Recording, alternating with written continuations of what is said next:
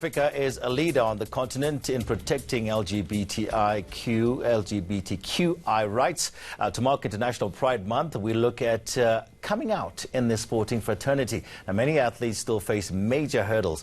And joining us in studio to share her story is Phuti Matlou.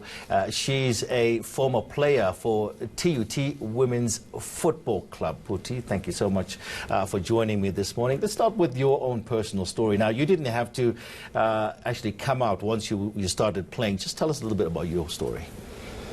Well, when I went to study in TUT, like already I was comfortably living as an LGBTI person, as a lesbian woman. Yeah. Because I think what was more important was finding myself comfortable.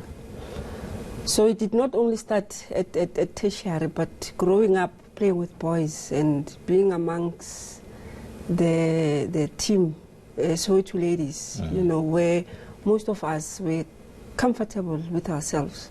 When you were growing up, at which point did you, start realizing that, maybe I'm slightly different from maybe the other people around me, the girls? I think at the age of 10, 12, 13, because most of the time I was always playing with the boys. And I couldn't click well with the girls, because there was most of the time it was more fights. Yeah. So I would find myself, with the guys, and would be doing stuff, apart from playing soccer, would do your kites, would be building cars, And then at times you'd ask yourself, why am I different? And it takes time, because it's a transition. Because it does not start with someone, and it becomes also difficult when your neighbors start calling you names. You also didn't like to wear dresses, you say? Yes. You stayed away from those. Yes. What else did you not like to do in terms of... The chores of the house. The chores of the house. The chores of the house. And come and cook, clean, all the chores that the girl is supposed to do. Yeah, my mom, it was a problem because of when... After school, when I was supposed to be doing my chores, I would be playing, and there was this alarm that would be making noise around 4 o'clock, and I would know that my parents are coming home, and I would be cleaning in front for them to think that the house has been nicely packed. At times I would bring the same friends of mine to say, come assist me quickly, because I know I'm going to get a hiding if my mom would come and the house is still in a mess. Was there a point where you sat down with your parents and said, look, you spoke with your parents and your overall family about this issue? There was never a point where I would sit. I always knew that my parents knew something. There was just something about me. Yeah. I would have questions indirectly, ask my mom that I wanted to understand when I was 3, 4, 5, what is it that was different that I was doing? Because at that time, when you're going through a self-introspection, saying, I'm going through issues. And when we were growing up, it was not a many of gay people who were out that we could actually go and say to them, I'm feeling this way, can you please explain to me what is going on? So most of the time I would be asking my mom, and then she would explain to me that, no, when you were 2, you were not comfortable with dresses. Yeah. If we were working with your dad, if we put on a dress, and then you would want your dad to pick you up. But if you were on your jeans, then you would want to be left alone to be running around. And then even the choice of choices, I mean, instead of going for dolls, I would go for cars. Yeah. Now, when you look at you coming from a sporting environment, how difficult is it for men and women within the professional sporting environment for them to actually come out now? It's 2019 now. Surely it should be a little bit easier. I think the stigma is still out there. The issue of, commercialization.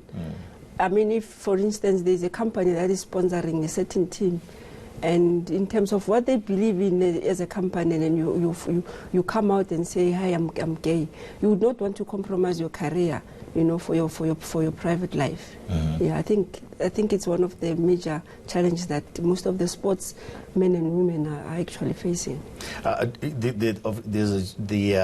You're talking about the commercial aspect as well. There must surely be the aspect of your other players, your teammates and so forth. If it is a team sport as well, you're thinking yourself, oh no, you know, are they going to look at me in a particular different way now?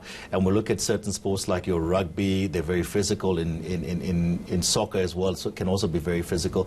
Do you think the teammates can actually start looking at a player who's come out in a different way now and saying, oh, hang on a second, maybe I'm not going to be a little too friendly with this guy now? Yeah, I mean, when I went to TUT in 1999, I think the only girl who I knew that she was lesbian was Portia Mashupi. Most of them were straight girls.